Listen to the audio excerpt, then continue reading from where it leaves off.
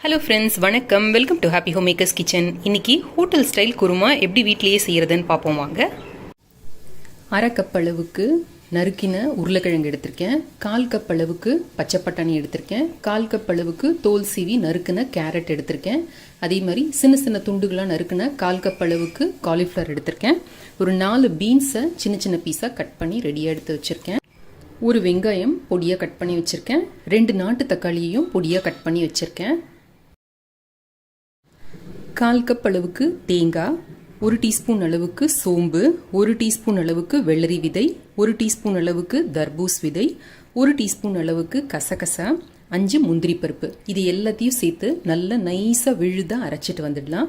உங்ககிட்ட இந்த வெள்ளரி விதையும் இந்த தர்பூஸ் விதையும் இல்லைன்னா விட்டுடுங்க, பரவாயில்ல. அதுக்கு பதில் நீங்கள் 1 டேபிள் ஸ்பூன் அளவுக்கு பொட்டுக்கடலை கூட சேர்த்துக்கலாம்.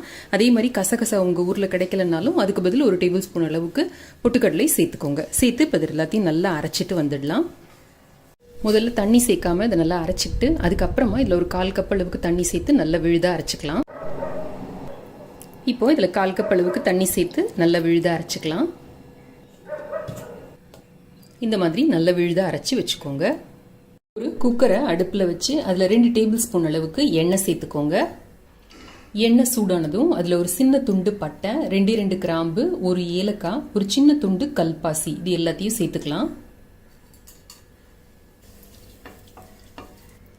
இந்த மசாலா பொருட்கள்லேருந்து நல்ல வாசனை வந்ததும் இதில் ஒரு வெங்காயம் பொடியாக நறுக்குனது இது சேர்க்குறேன். வெங்காயம் நல்ல பொன்னிறம் ஆகிற வரைக்கும் வதக்கிக்கலாம். வெங்காயம் நல்லா வதங்கினதும் இதில் 1 டீஸ்பூன் அளவுக்கு இஞ்சி பூண்டு விழுது சேர்த்துக்கோங்க. இஞ்சி பூண்டோட பச்சை வாசனை போகிற வரைக்கும் நல்லா வதக்கிக்கலாம். இஞ்சி பூண்டோட பச்சை வாசனை போனதும் நறுக்கி வச்சிருக்கிற இந்த 2 தக்காளிகளை சேர்த்துக்கலாம்.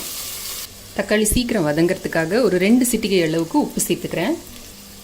1/4 டீஸ்பூன் அளவுக்கு மஞ்சள் தூள், 1 டீஸ்பூன் அளவுக்கு மிளகாய் தூள் சேர்க்குறேன். உங்கள் கார அளவுக்கு ஏற்றபடி நீங்கள் அட்ஜஸ்ட் பண்ணிக்கோங்க. 1 டேபிள் ஸ்பூன் அளவுக்கு தனியாத்தூள், 1/2 டீஸ்பூன் அளவுக்கு கரம் மசாலா தூள். இந்த மசாலாவோட பச்சை வாசனை போய் இந்த தக்காளி நல்லா கரையிற வரைக்கும் வதக்கிக்கலாம். தக்காளி இந்த மாதிரி நல்லா கரைஞ்சதும் நம்ம நறுக்கி வச்சிருக்கிற இந்த காய்கறிகளை சேர்த்துக்கலாம். நல்லா எல்லாத்தோடையும் கலந்து விடுங்க. காய்கறிக்கு தேவையான அளவு உப்பு சேர்த்துக்கிறேன். நல்லா கலந்துட்டு இதில் ஒரு 1/2 கப் அளவுக்கு தண்ணி சேர்த்துக்கோங்க. காயெல்லாம் நல்லா வேகிற வரைக்கும் இதை வேக வச்சு எடுத்துக்கலாம். குக்கரில் வைக்கிற மாதிரி இருந்ததுன்னா 2 இல்லை 3 விசில் விட்டு எடுத்துக்கோங்க. காய்கறிகள் இப்போ வெந்து ரெடியாக இருக்குது. இதில் நம்ம அரைச்சி வச்சிருக்கிற இந்த தேங்காய் முந்திரி பருப்பு விழுத சேர்த்துக்கலாம். மிக்சியை அலசி இதில் ஒரு 1/4 கப் அளவுக்கு தண்ணி சேர்க்குறேன். இதை நல்லா மிக்ஸ் பண்ணி ஒரு கொதி விட்டு எடுத்துக்கலாம். இந்த மாதிரி நல்ல கொதி வர ஆரம்பிக்கிறப்ப அடுப்பை நிறுத்திடுங்க. டேஸ்ட் எல்லாம் பேலன்ஸ் பண்ணுறதுக்கு ஒரு சிட்டிகை அளவுக்கு வெல்லம் சேர்க்குறேன்.